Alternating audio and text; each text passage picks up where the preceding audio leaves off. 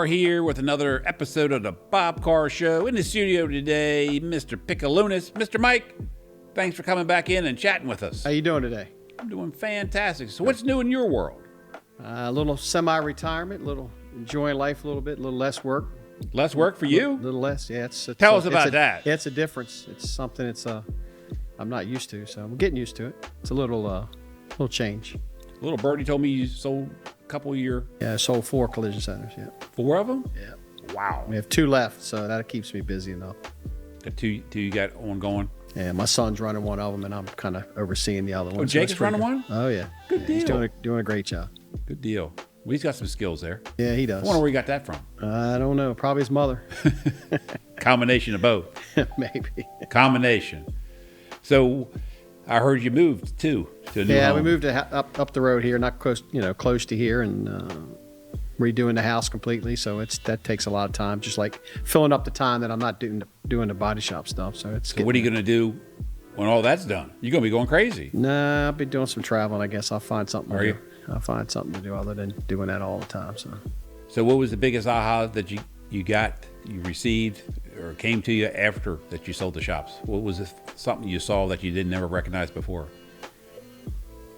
Just people, just people in general, how they are and how they perceive life and do things different. It's kind of different. Do you think people in your industry has changed as far as trying to get new people to do the type of work you do? Absolutely. It's a definite dying breed. It's definitely not what it used to be. But AI can't never change that. So you would No, I don't know what they're going to do. I mean, people, nobody wants to get into it. Nobody in America, they wants to get dirty anymore. I mean, you can get dirty, make a lot of money in the body shop business, a lot of money. Well, same thing with any trades, right? Any Plumbing, trade. If you want to go 100%, you can make good money at anything. But people just don't want to do it. They don't want to do it. They don't want to. So when you first got into the collision repair business, there was a lot of Americans doing it? Oh, yeah. Yeah, a lot. And you didn't see a whole lot of other Not a lot of folks? Spanish people. There's some, but now it's 90% Spanish. I mean, and they cornered the market on it. They work hard, and you just keep going with that and do the best you can do. I mean, it's hard to train some of them because of the language barriers, but people are people, though, like you said earlier, right? People want to work. Yeah. Well, find the right people that want to work. Some people want to work, The pandemic has definitely changed a lot of lives. Oh, yeah, that's right. That threw a whole wrinkle in it, too, That's changed a whole lot of lives on how they look at things and how they don't, I got you. You still doing a lot of bus repair? Yes, ton of bus repair. I've never asked you this all the years I've known you, Mike. How did you ever get into bus repair to start with?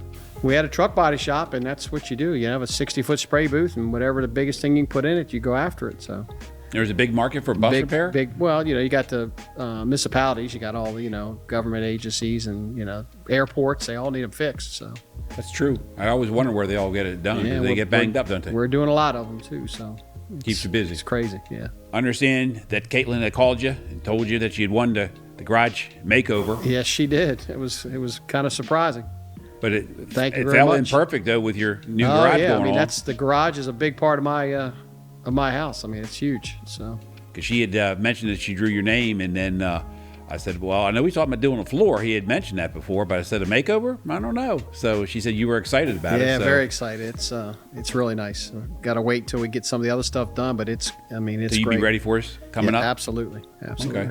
But we appreciate you putting your name in the hat and you winning. Thank you. I mean, you got to be thankful what you get. You know what I mean? It's everything in today's world is crazy. So when you get something like this, it's kind of exciting.